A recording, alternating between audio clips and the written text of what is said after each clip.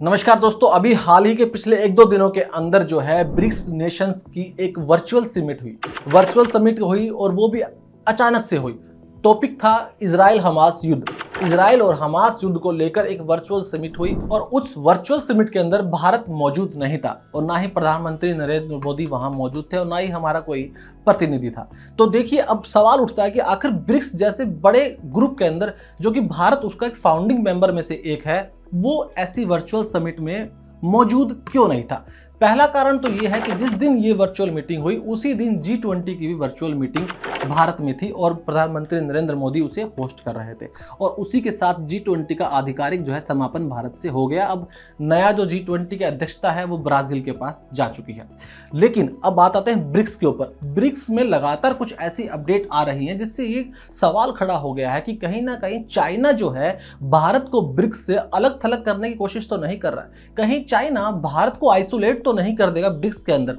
ये सवाल इसलिए खड़े हो रहे हैं क्योंकि अभी जो वर्चुअल समिट हुई उसमें भारत का मौजूद ना होना, क्योंकि वर्चुअल समिट में इजराइल हमास युद्ध का टॉपिक था और इसमें पूरी तरीके से जो है इजराइल का विरोध किया गया और हमास को समर्थन दिया गया। साथ ही ये भी कहा गया कि जल्द से जल्द इजराइल को जो है ये हमले रोकने चाहिए और इजराइल को जो भी सैन्य मदद मिल रही है उस पर भी अंकुश लगना चाहिए।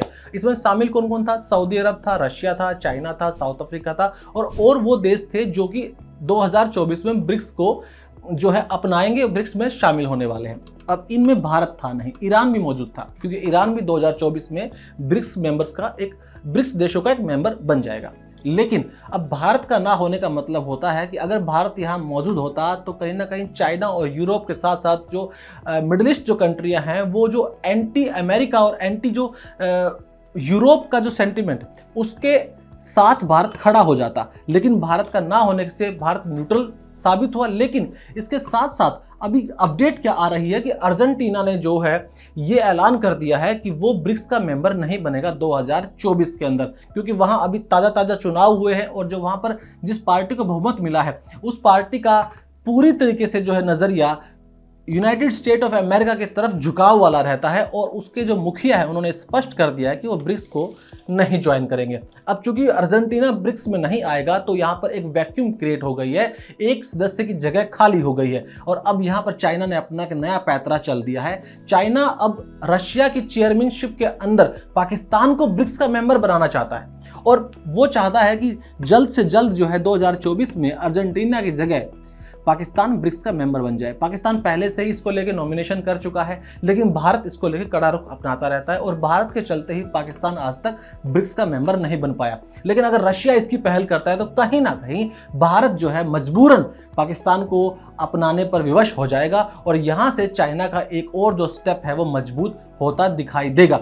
लेकिन अब सवाल ये बनता है कि क्या पाकिस्तान के आने से भारत को नुकसान होगा? क्या भारत ब्रिक्स की मेंबरशिप छोड़ देगा? देखिए, ये कहना बिल्कुल भी आसान नहीं होगा कि भारत के लिए स्टेप बैक करना आसान है। भारत ने ब्रिक्स के माध्यम से काफी ज्यादा निवेश किया हुआ है। ब्रिक्स के जो बैंक है उसमें भी भारत का बहुत बड़ा निवेश है, जो ब्रिक्स के जो नेशंस है उसमें भी भारत का बहुत ज्यादा निवेश है।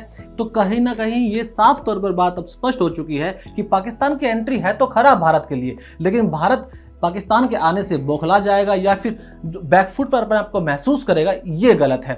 अभी देखना होगा कि ये मेंबरशिप किस प्रकार से रिप्रेजेंट की जाती है, रशिया इस पर किस प्रकार से अपनी बातें रखता है, क्या भारत जो है रशिया को मना पाता है पाकिस्तान को लेकर। एक और भी एंगल इसमें निकल कर ये भी बाहर आता है कि क्या अमेरिका के इन्फ्लुएंस वाले जो कंट्रियां हैं क्या वो भी अर्जेंटीना की तरह अपनी नॉमिनेशन वापस ले लेंगी ब्रिक्स से? अगर ऐसा हो जाता है तो भारत की दावेदारी बड़ी मजबूत हो जाएगी ये कहने में कि पाकिस्तान को ब्रिक्स का मेंबर नहीं बनाना चाहिए। अब ब्रिक्स के मेंबर अगर पाकिस्तान बन जाता है तो पाकिस्तान को क्या फायदा होगा? पाकिस्तान के लिए एक तरह से लाइफलाइन साबित होगी। पाकिस्तान की करेंसी इस वक्त डूब रही है, पाकिस्तान की अर्थव्यवस्था इस वक्त बिल्कुल खत्म हो चुकी है। अगर ब्रिक्स का वो मेंबर बन जाता है तो उन्हें आसानी से लोन मिल जाएंगे और अगर लोन मिल जाते हैं तो पाकिस्तान अपनी अर्थव्यवस्था को सुधारने में थोड़ी कोशिश कर सकता है, उसे एक थोड़ा सा हल्का सा जीवन दान मिल सकता है। ऊपर से ब्रिक्स में आने के बाद चाइना, रशिया, सऊदी अरब और साउथ अफ्रीका और ब्राजील जैसे देशों से उसकी डायरेक्ट समझौते हो जाएंगे और इन्वेस्टमेंट जो है वो बढ़ सकती है।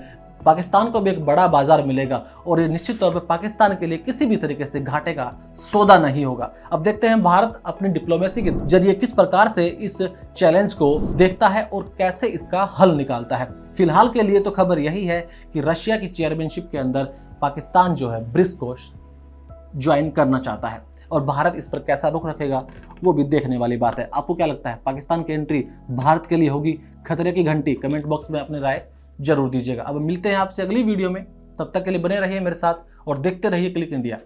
धन्यवाद।